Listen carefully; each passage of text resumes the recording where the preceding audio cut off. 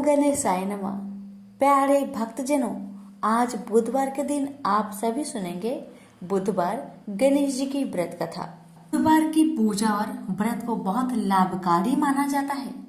इस दिन श्री गणेश की पूजा से जीवन के सभी कष्टों से मुक्ति मिल जाती है और कुंडली में बुध ग्रह की स्थिति मजबूत होती है। बुधवार दिन भगवान गणेश को समर्पित है और साथ ही इस दिन बुध देव की पूजा भी होती है। बुधवार के दिन बुध देव की पूजा से बुध ग्रह मजबूत होते हैं। और अगर आप बुधवार का व्रत करना चाहते हैं तो किसी भी महीने के शुक्ल पक्ष के बुधवार से आप व्रत आरंभ कर सकते हैं। बुधवार का व्रत संकल्प लेने के बाद कम से कम 21 या फिर 45 बुधवार का व्रत जरूर करें। तो आइए श्रवण करें बुधवार की व्रत कथा। एक बार एक मेढक और मेढकी तालाब में साथ रहते थे। मेढक गणेश जी का बहुत बड़ा भक्त था। वह हर रोज गणेश जी की पूजा करता था। वह कुछ काम न करता, बस गणेश जी का नाम जपता रहता। मेढकी उससे बहुत परेशान थी। एक दिन मेढकी ने गणेश जी की मूर्ति छिपा दी। मेढक आया और गणेश जी की मूर्ति के बारे में पूछने लगा तो मेढकी ने बोला कि मुझे नहीं पता। एक दिन एक औरत उनके तालाब के पास आई और उसने अपने मटके में पानी भरने लगी। जैसे ही उसने पानी भरा वैसे ही मेढक और मेढकी उसके मटके के अंदर चले गए। घर जाकर उस औरत ने पानी गैस पर रख दिया। मेढक और मेढकी भी साथ में जलने लगे। मेढकी मेढक को बोलने लगी कि तुम तो गणेश जी की बहुत बड़ी भक्त हो, तो बोलो गणेश जी को हमें बचाए। मेढक ने यह सुनकर गणेश जी का नाम जपना शुरू कर दिया। थोड़ी देर बाद एक सांड आया और अपने दोनों सींग मटके पर जा मारा और मटका जमीन पर गिरकर टूट गया और दोनों बच गए। मेढक ने घर जाकर गणेश जी की मूर्ति मेढक को लौटा दी और उसने भी गणेश जी का पूजन करना शुरू कर दिया। तो प्रेम से बोलिए गणेश महाराज की जय हो। एक समय की बात है कि साहूकार अपने पत्नी को लाने के लिए अपने ससुराल गया। कुछ दिन रहने के बाद उसने अपनी पत्नी के साथ अपने घर आने की सोची। दुर्भाग्य से उस दिन बुधवार का दिन था। लड़की के परिवार वालों ने कहा कि आज बुधवार का दिन है, जो कि किसी कार्य हेतु शुभ नहीं माना जाता है, इसलिए आज तुम मत जाओ। किंतु साहूकार ने किसी की एक ना मानी और पत्नी समेत अपने ससुराल से घर को प्रस्थान किया। रास्ते में साहूकार की पत्नी को प्यास लगी। उसने साहूकारनी से कहा, तुम बैलगाड़ी में ही बैठो, मैं पानी लेकर आता हूँ। जब वो पानी लेकर आया तो उसने देखा कि उसका शक्ल का एक आदमी उसके पत्नी के साथ बैठा है। तब उसने जाकर उस पुरुष से पूछा, तुम कौन हो? तब उसने कहा, मैं साहूकार हूँ। और फिर दोनों के बीच में झगड़ा शुरू हो गया और वहां लोग और कुछ सिपाही आ गए, जिन्होंने उस स्त्री से पूछा, तुम्हारा पति कौन है? तब वो इसका उत्तर न दे सकी और साहूकार अपने मन में कहने लगा कि ये प्रभु कैसा लीला है आपका। तब आकाशवाणी हुई, अरे मूर्ख, आज बुधवार का दिन था, तभी तूने आज ही गमन किया। ये सब भगवान बुध देव के प्रकोप से हो रहा है, वो तुझसे रूठ गए हैं। तब साहूकार ने भगवान बुध देव से क्षमा याचना की और तब वो आकाशवाणी खत्म हो गई और इंसान के रूप में आए बुध देव भी अदृश्य हो गए। और फिर साहूकार अपनी पत्नी संग घर गया और भगवान बुध देव की पूजा की। जो भी इस व्रत कथा को सुनता है उसको बुधवार की यात्रा करने का पाप नहीं लगता है। प्रेम से बोलिए बुध देव की जय हो। पौराणिक कथाओं के अनुसार एक गांव में एक विधवा अपनी बहू के साथ रहती थी। उसकी बहू मंद बुद्धि वाली थी, जो अपनी भूख बर्दाश्त नहीं कर पाती थी और हमेशा खाने के लिए उतारू रहती थी। वह सबसे पहले उठकर खाना खाती थी, फिर घर के बाकी काम किया करती थी। एक दिन विधवा ने अपने घर में पूजा करवाने का सोचा, लेकिन वह थोड़ी परेशान थी क्योंकि उसकी बहू अगली सुबह उठते ही खाने के लिए दौड़ेगी और पूजा के लिए बनाए गए पकवान को जूठा कर देगी। अपनी बहू को पूजा के लिए बनाए गए पकवान से दूर रखने के लिए विधवा ने एक तरीका निकाला। पूजा वाले दिन उसने एक मटका लिया और उसके नीचे एक छेद कर दिया और अपनी बहू से बोली कि आज तो पूजा है, इसलिए खाना खाने से पहले पानी भर के ले आओ। बहू भी चालाक निकली। उसने देख लिया था कि विधवा ने मटके के नीचे छेद कर दिया है, इसलिए वह अपनी साड़ी में आटा बांधकर पनघट पर चली गई। वहां उसने आटा निकाला और कुएं के पानी के मदद से बाटियां बनाने लग गई। कुएं के पास ही एक शमशान था जहां चीता जलाई जा रही थी। बहू ने उसकी आंच में अपनी बाटियां सेक ली। उसकी बाटियां सूखी थी तो वह पास में ही गणेश भगवान का एक मंदिर था। बहू वहां पर चली गई जहां गणेश जी को किसी ने चोला चढ़ाया हुआ था।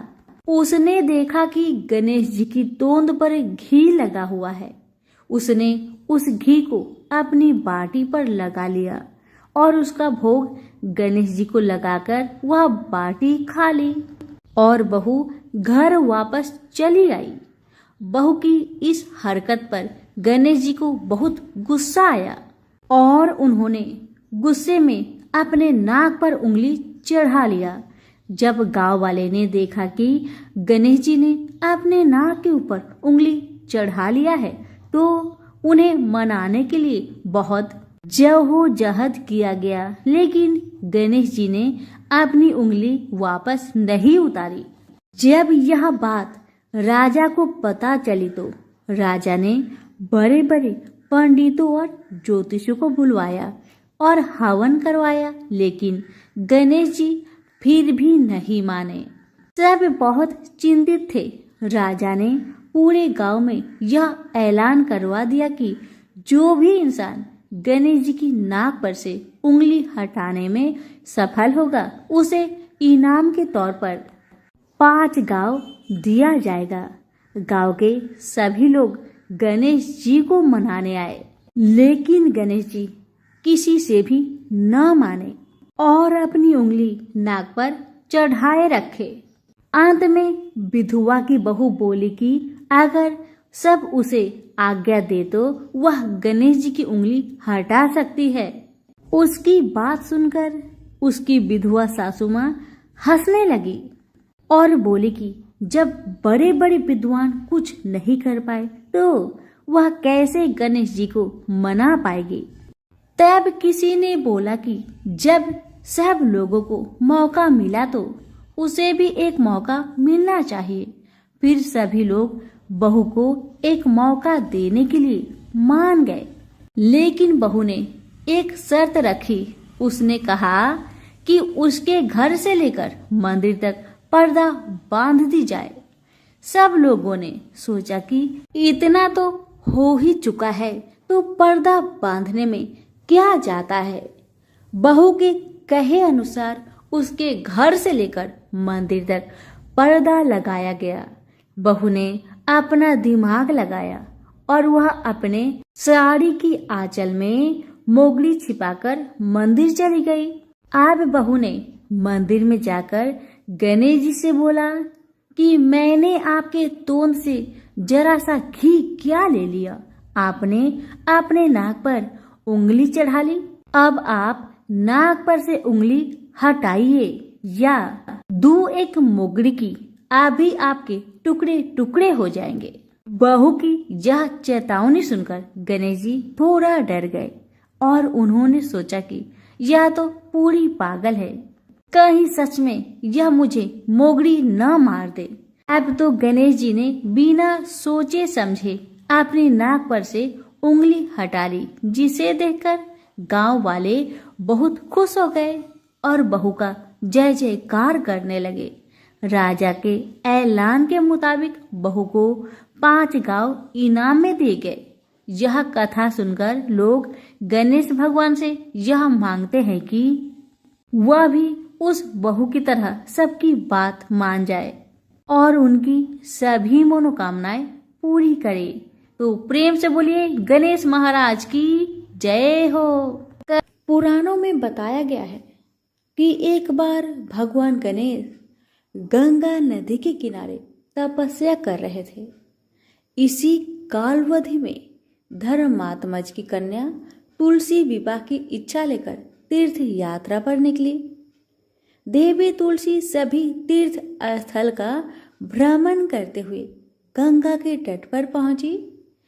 गंगा तट पर देवी तुलसी ने देखा कि युवा गणेश जी तपस्या में लीन थे। शास्त्रों के अनुसार तपस्या में विलीन गणेश जी रत्न जटित सिंहासन पर विराजमान थे। उनके समस्त अंगों पर चंदन लगा हुआ था।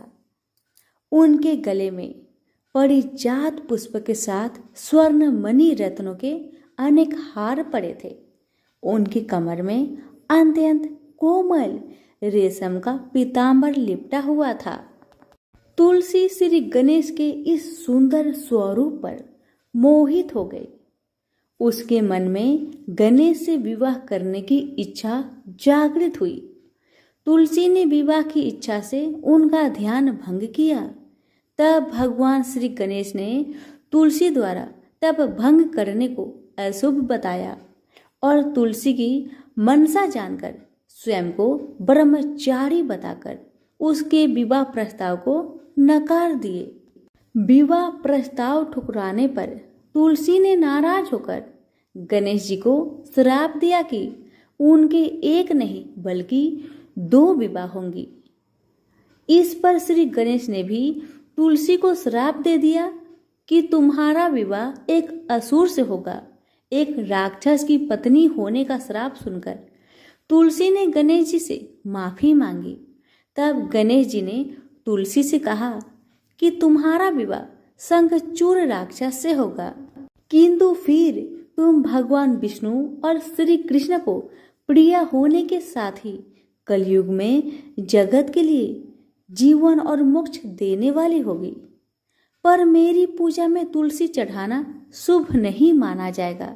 तब से ही भगवान श्री गणेश जी को पूजा में तुलसी चढ़ाना वर्जित माना गया है। प्रेम से बोलिए गणेश जी की जय, तुलसी जी की जय। एक गांव में एक माँ बेटी रहती थी। एक दिन वह अपनी माँ से कहने लगी कि गांव के सब लोग गणेश मेला देखने जा रहे हैं, मैं भी मेला देखने जाऊंगी। माँ ने कहा कि वहां बहुत भीड़ होगी, कहीं तुम गिर जाओगी, तुम्हें चोट लगेगी। लड़की ने माँ की बात नहीं सुनी और गणेश मेला देखने चल पड़ी। माँ ने जाने से पहले बेटी को 2 लड्डू दिए, एक घटी में पानी दिया। माँ ने कहा कि एक लड्डू तो गणेश जी को खिला देना और थोड़ा सा पानी गणेश जी को पिला देना। दूसरा लड्डू तुम खा लेना और बचा हुआ पानी तुम पी लेना। लड़की मेले में चली गई।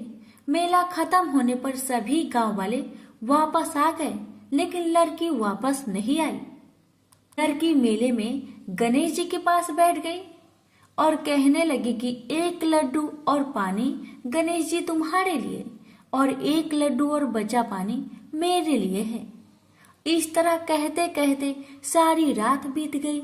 यह देखकर गणेश जी सोच में पड़ गए कि अगर मैंने यह लड्डू और पानी नहीं पिया तो यह बच्ची अपने घर को नहीं जाएगी। यह सोचकर गणेश जी एक लड़के के वेश में आए और उससे एक लड्डू खा लिया और साथ ही थोड़ा पानी भी पी लिया। फिर वह कहने लगे कि मांगो, तुम क्या मांगती हो। लड़की मन में सोचने लगी कि क्या मांगू, अन्न मांगू या धन मांगू या अपने लिए अच्छा वर मांगू या खेत मांगू या महल मांगू, वह मन में सोच ही रही थी। गणेश जी ने उसके मन की बात को जानकर उनसे कहने लगे, लड़की, तुमने जो अभी मन में सोचा वो सब कुछ तुम्हें मिलेगा, तुम अपने घर को जाओ। लड़की घर पहुंची तो माँ ने पूछा कि इतनी देर कैसे हो गई। बेटी ने कहा कि आपने जैसा कहा था मैंने वैसा ही किया, और देखते ही देखते जो भी लड़की ने सोचा था वह सब कुछ हो गया। प्रेम से बोलिए गणेश भगवान की जय। कि एक बार पथवाड़ी माता, पाल माता और विनायक जी में झगड़ा हो गया। सब वो आपस में अपने आप को श्रेष्ठ बता रहे थे, बड़ा बता रहे थे। इतने में उनके सामने से एक लड़का जा रहा था जो कि ब्राह्मण का लड़का था। उस ब्राह्मण के लड़के को देखकर पाल माता, पथवाड़ी माता और गजानन जी ने उसे रोका और कहा, ए लड़का, हमारा न्याय करके जा। तो लड़का बोला, हे भगवान, मैं कल वापस आऊंगा, तब आप सबका न्याय कर दूंगा। ब्राह्मण का लड़का बहुत चतुर था। उसे पता था अगर भगवान के बारे में कुछ गलत कह दिया तो मुझे बहुत दुख उठाना पड़ सकता है। इसी कारण से ब्राह्मण का लड़का चुपचाप वहां से चला गया और अपने माँ से सारा कहानी बताया कि माँ, मैं जब रास्ते से जा रहा था वहां पर पाल माता, पथवाड़ी माता और विनायक जी अपने आप में लड़ रहे थे। पाल माता कह रही थी मैं बड़ी हूँ, विनायक जी कह रहे थे मैं बड़ा हूँ, पथवाड़ी माता कह रही थी मैं बड़ा हूँ। इसी बात को लेकर दोनों माता और विनायक जी मुझे बुलाए और कहने लगे, हमारा न्याय करता जा। लेकिन मैं बहाना बनाकर इतना कहकर आया, मैं कल आपका न्याय कर दूंगा। माँ, अब तुम बताओ मैं उनका न्याय कैसे करूं, बताओ माँ। बेटे की बात सुन माँ ने कहा, बेटा ध्यान से सुनो, जब कल पथवाड़ी माता, पाल माता और विनायक जी के पास जाओगे तब सभी को बड़ा बता देना। लड़के ने कहा, ठीक है माँ, जैसा तुमने कहा मैं वैसा ही करूंगा। दूसरे दिन लड़का वहां पर चला गया जहाँ दोनों माता और विनायक जी रहते हैं। ब्राह्मण का लड़का सबसे पहले पाल माता से बोला, हे पाल माता, आप बड़ी हैं क्योंकि हर व्यक्ति आता है और स्नान ध्यान करके शुद्ध होकर जाता है और आप सबकी रक्षा करती हैं, इसलिए आप बड़ी हैं। तो ब्राह्मण लड़का गया पथवाड़ी माता के पास और कहने लगा, हे माता, आप सबसे बड़ी हैं क्योंकि जितने भी तीर्थ धर्म ध्यान कर ले पर आपकी पूजा किए बिना उनका कार्य पूर्ण नहीं होता। आप जीवित को भी तारती है और मरने के बाद भी उद्धार करती है। ये पथवाड़ी माता पथ की धारणी, इसलिए आप बड़ी है। अब विनायक जी की बारी आया तो लड़का बोला, हे भगवान, सबसे पहले शुभ काम में आपको ही मनाया जाता है। आपको ध्याए बिना कोई काम सिद्ध नहीं होता, इसलिए हे विनायक जी आप बड़े हैं। माता, पथवाड़ी माता और विनायक जी लड़के की चतुराई पर बहुत प्रसन्न हुए और बोले, हे लड़के, तुमने तो हम सबको ही बड़ा कर दिया। हम सब तुमसे बहुत प्रसन्न हैं, इसलिए जा हम तुम्हें आशीर्वाद देते हैं कि तुम सदा सुखी रहो। और उसके साथ ही पथवाड़ी माता, पाल माता और विनायक जी ने जौ के 2-4 दाने उसके अंगोछे में डाल दिया। जौ के दाने को देखकर लड़का सोचने लगा, तो घाटे का सौदा हो गया। मैंने अपना दिन को खराब करके इन देवी देवताओं का न्याय किया और इसके बदले में मुझे कुछ जौ के ही दाने मिले। उदास मन से वह ब्राह्मण का लड़का जौ के दाने को अंगोछे में लपटकर घर जाके एक कोने में डाल दिया। बेटा घर आया तो माँ ने पूछा, बेटा न्याय कर आया, क्या मिला तुम्हें? बेटा ने कहा, घर के कोने में अंगोछे में रखा हूँ, जाकर देख लो। जैसे ही वहां गई, अंगोछे को उठाई, उसमें से ढेर सारे हीरे मोती का ढेर बरसने लगे। ये देखकर तो माँ अत्यंत प्रसन्न हो गई। माँ ने बेटे को बुलाया और कहा, बेटा आज तो पाल माता, पथवाड़ी माता और विनायक जी आज तो हम पर प्रसन्न हुए हैं। माँ बेटी बहुत प्रसन्न हुए। हे भगवान, हे पाल माता, हे पथवाड़ी माता, हे विनायक जी, जैसे आपने ब्राह्मण के लड़के को दिए वैसे सबको देना। कहानी कहने वाले, सुनने वाले, हुकार भरने वाले को सुख समृद्धि धन धान्य देना। प्रेम से बोलिए पाल माता, पथवाड़ी माता, विनायक जी की जय। एक ब्राह्मण था जो नित्य प्रतिदिन सुबह उठकर गंगा जी स्नान के लिए जाता था और आकर विनायक जी का पूजा करता और विनायक जी की कहानी सुनता था। ब्राह्मण की पत्नी को पूजा करना अच्छा नहीं लगता था। जब भी ब्राह्मण पूजा करता तो ब्राह्मणी गुस्सा हो जाती थी और कहती थी कि सुबह पहले पूजा करने के लिए बैठ जाते हो, मैं झाड़ू निकालती हूँ, घर का काम करती हूँ, तुम्हें कोई काम नहीं है क्या? ब्राह्मण अपनी पत्नी की बातों पर ध्यान ही नहीं देता था। एक दिन की बात है, ब्राह्मण गंगा जी नहाने के लिए चला गया। ब्राह्मणी ने विनायक जी को छुपा कर रख दिया। जब ब्राह्मण गंगा नहाकर वापस आए, विनायक जी की मूर्ति नहीं मिली तो ब्राह्मणी से पूछने लगा कि विनायक जी की मूर्ति कहाँ गई। ब्राह्मणी कहने लगी, मुझे क्या पता तुम्हारे विनायक जी कहाँ गए। अब तो ब्राह्मण खाना पीना खाना बंद कर दिया। ब्राह्मणी ने कहा, खाना खा लो, लेकिन ब्राह्मण ने कहा, जब तक मैं विनायक जी का पूजा नहीं कर लेता तब तक मैं अन्न जल ग्रहण नहीं करूंगा।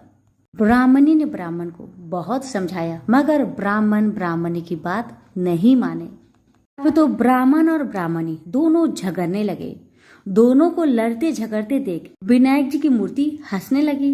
तब ब्राह्मणी गुस्से में आकर बोली कि मूर्ति वहां रखी है। उसके बाद ब्राह्मण ने विनायक जी की पूजा अर्चना की। तब अचानक ही विनायक जी की मूर्ति बोल उठी कि तुझे मेरी सेवा करते हुए बहुत दिन हो गए हैं, कुछ मांगो मुझसे। ब्राह्मण बोला कि अन्न मांगो कि धन मांगो, जितना दुनिया में सुख है क्या वह सब सुख मांगो। तब विनायक जी ने सारा सुख धन अन्न सब ब्राह्मण को दे दिए। ब्राह्मण मूर्ति को मंदिर में रखकर पूजा अर्चना करने लगा।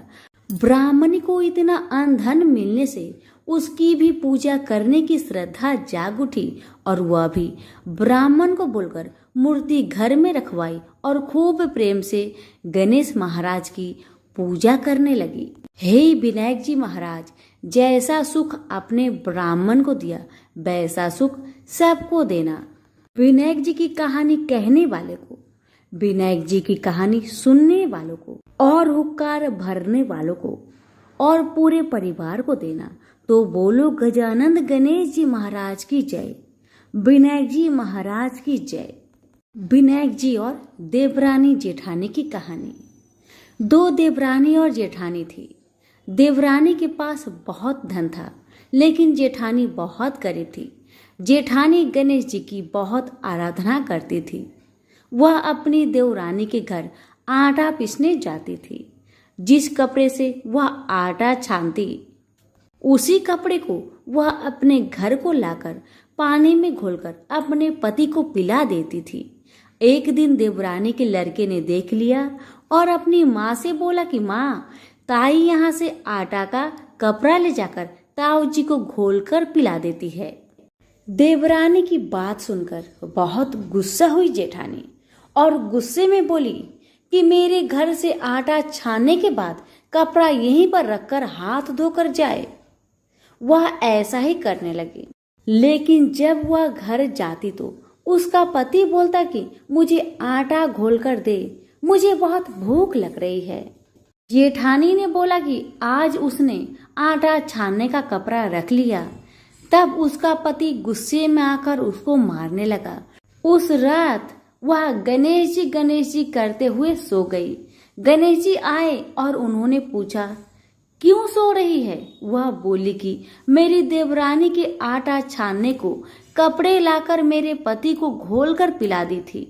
आज उसने कपड़ा रख लिया, इसलिए आज मैं अपने पति को आटे के घोर पिला नहीं सकी, इसलिए मेरे पति ने मुझे मारा। गणेश जी ने कहा कि मैं घर घर से तिलकुट्टा खाकर आया हूँ, इसलिए मुझे शौच जाना है। कहाँ पर जाऊँ बताओ? उसने कहा कि महाराज बहुत जगह पड़ी है, कहीं पर भी चले जाओ। गणेश जी शौच करके वहां से चले गए। थोड़ी देर बाद जब उसने उठकर देखा कि सारा घर तो हीरे से जगमगा रहा है, वह धन को इकट्ठा करने लगी तो देवरानी के घर जाने में देर हो गई। देवरानी ने लड़के को भेजा कि देखकर आओ आज ताई क्यों नहीं आई। लड़के ने आकर देखा कि ताई के घर में तो बहुत सारा धन हो रहा है। उसने जल्दी जाकर अपनी माँ को बताया। देवरानी दौड़ी दौड़ी आई और पूछा कि तेरे यहाँ इतना धन कहाँ से आया। तब जेठानी ने सारी बात बता दी। इतनी बात सुनकर देवरानी घर पर आई और अपने पति से बोली कि मुझे भी लकड़ी से मारो। जेठानी के पति ने उसे लकड़ी से मारा था। उसके घर बहुत धन हो गया। उसका पति बोला कि तू धन की भूखी क्यों मार खाती है, लेकिन वह नहीं मानी। उसके पति ने उसे खूब मारा। वह सारा मकान खाली करके गणेश जी का नाम लेकर सो गई। गणेश जी आए और बोले कि घर घर से तिलकुट्टा खाकर आया हूँ, इसलिए मुझे शौच जाना है, मैं कहाँ पर जाऊं। तब वह बोली कि महाराज, मेरे तो बहुत बड़ा मकान है, कहीं पर भी चले जाओ। गणेश जी शौच करके ही वहां से अंतर ध्यान हो गए। थोड़ी देर बाद उठकर देखी तो उसने देखा कि घर में बहुत सारा कूड़ा कचरा रखा हुआ है। यह देखकर वह बोली कि महाराज, आपने तो मेरे साथ छल किया है। जेठानी को इतना सारा धन दे दिया और मुझे कूड़ा करकट दे दिया। तब गणेश जी वहां आए और बोले कि तू धन की भूखी मार खाई, वह धर्म की भूखी। देवरानी बोली कि महाराज, ये सब कूड़ा कचरा समेटो, मुझे तो धन नहीं चाहिए। तब गणेश जी ने कहा कि तेरे पास जितना धन है उसमें से आधा जेठानी को दे दे, तब यह कूड़ा कचरा समेट लूंगा। देवरानी ने जब अपने धन में से आधा धन जेठानी को दिया, तब गणेश जी ने अपनी सारी माया समेटी। हे गजानन गणेश जी महाराज, देवरानी को दिया वैसा किसी को मत देना, जेठानी को दिया वैसा सबको देना।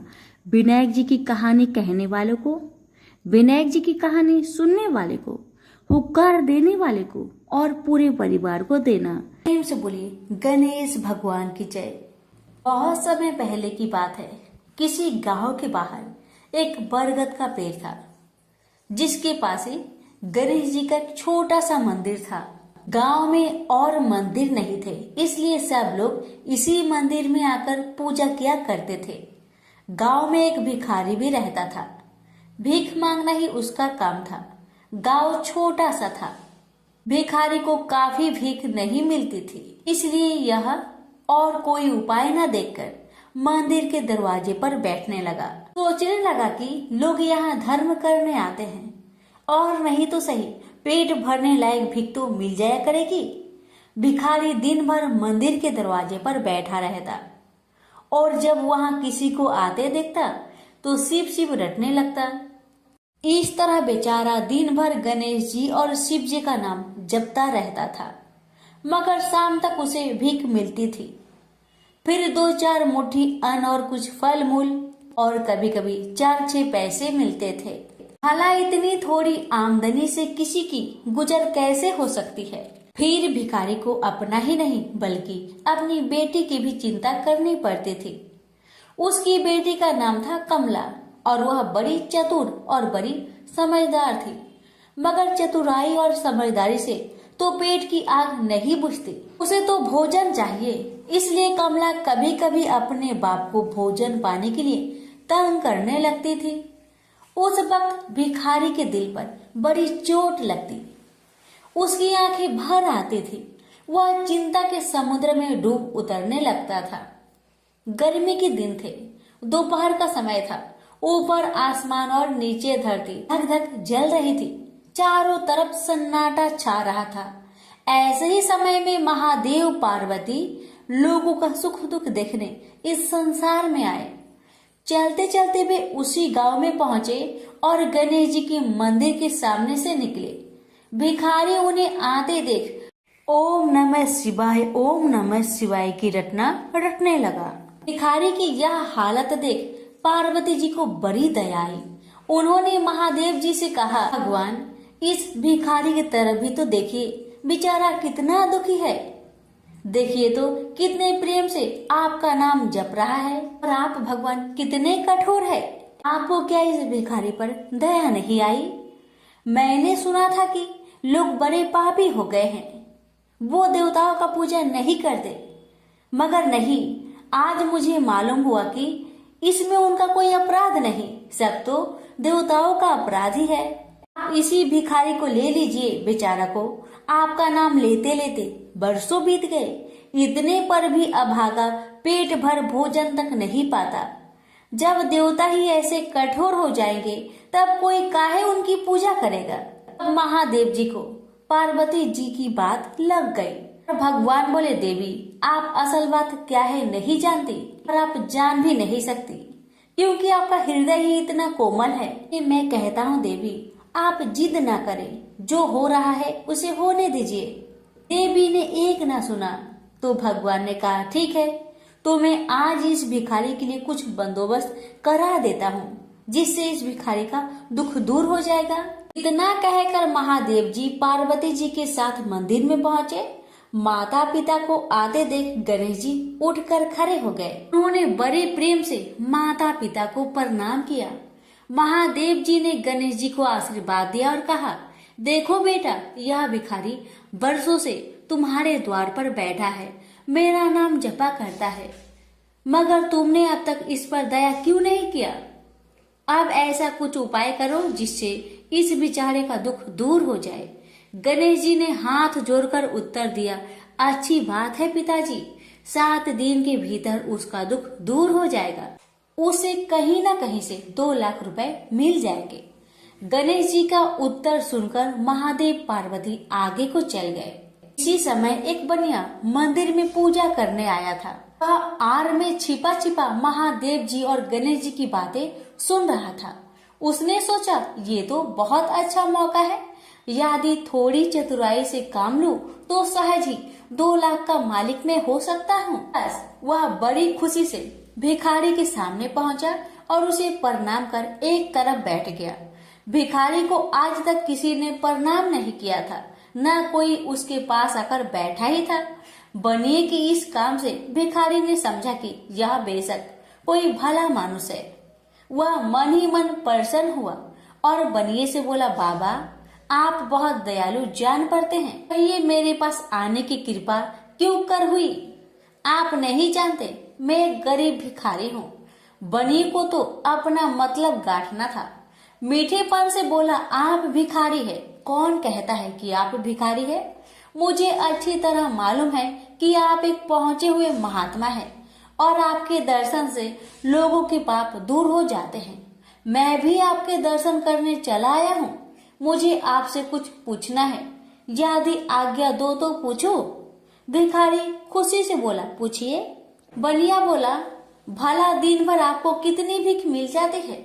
भिखारी बोला, भाई मिलने की क्यों पूछते हो, यहाँ तो पेट की भी लाले पड़े रहते हैं। रोजाना 2-4 मुट्ठी अन्न मिल जाता है, कभी 2-4 पैसे भी मिल जाते हैं, किसी तरह दिन काट लेता हूँ। बनिया कहने लगा, राम राम, आप जैसे महात्मा और यह कष्ट। इस गांव के आदमी भी क्या आदमी हैं, आपकी थोड़ी सी सहायता नहीं कर सकते। आप कैसे यह कष्ट सह लेते हैं। मुझे तो आप पर बड़ी दया आती है।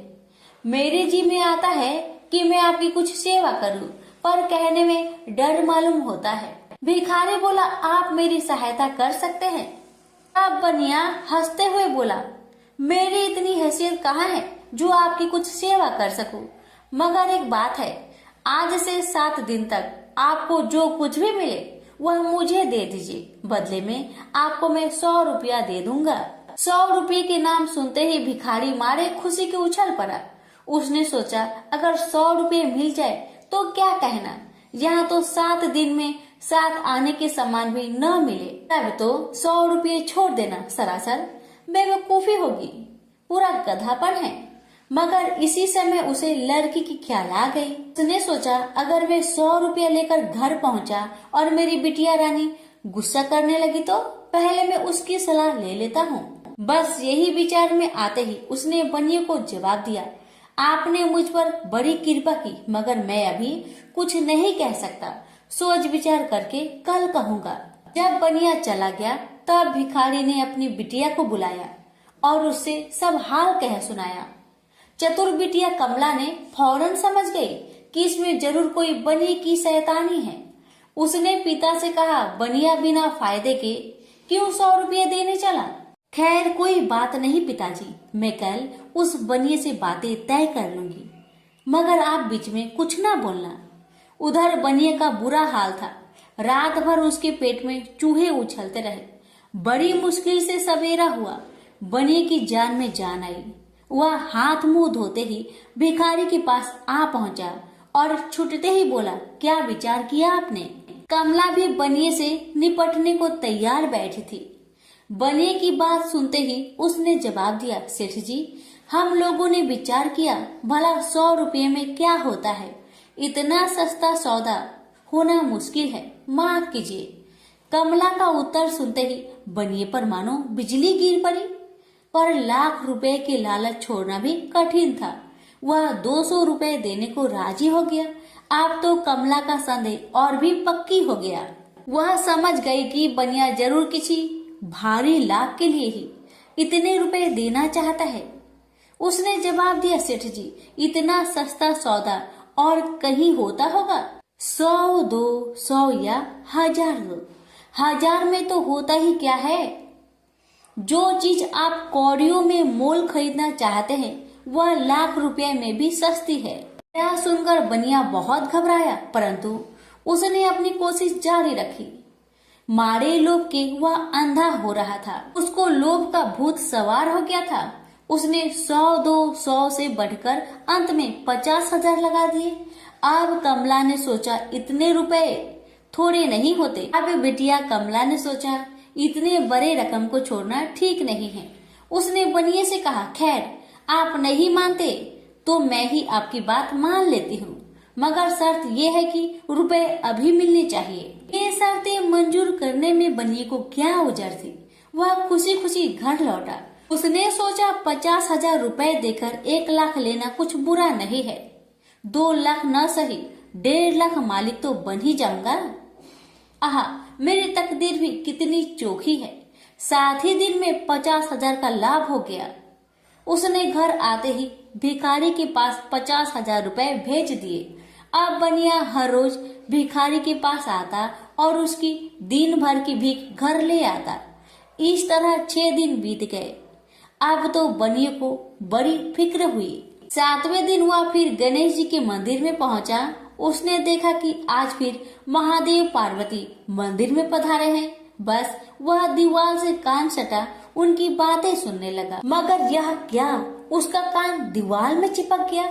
उसने कान छुड़ाने की बहुत कोशिश की, पर कान टस मस न हुआ। तब वह दाहिने हाथ की सहायता से कान छुड़ाने लगा। इतने में हाथ भी दीवार में चिपक गया। इधर महादेव जी ने गणेश जी से पूछा, बेटा इस भिखारी के लिए कुछ इंतजाम हुआ है? गणेश जी बोले, जी हाँ, उसे 50,000 रुपए तो दिलवा दिए हैं, बाकी के लिए बनिए को दीवार से चिपका कर रखा है। यह बनिया बड़ा लोभी कंजूस है। इसने गरीबों से एक एक के 4-4 वसूल कर अपना घर बनाया है। रुपए वसूल करने में इसने गरीबी पर दया नहीं की। उनके बच्चे भूखे मरते रहे, पर इसने 4 रुपए वसूल करके भी संतोष नहीं किया। इस तरह इसने 1 लाख रुपए से अपनी तिजोरी भर ली है। गरीबों के माल से यह सुख नहीं उठा सकता। अब जब तक यह भिखारी को बाकी 50,000 रुपए न देगा, तब तक दीवार से चिपका रहेगा। गणेश जी की बातें सुनकर बनिए ने अपना माथा को पीट लिया। इसकी आंखें में आंसू बरसने लगे। जब उसने घर से 50,000 रुपए मंगवाया और भिखारी को दे दिए, तब कहीं दीवार से उसका पीछा छूटा। से बोलिए गणेश भगवान की जय, उमापति शंकर भगवान की जय।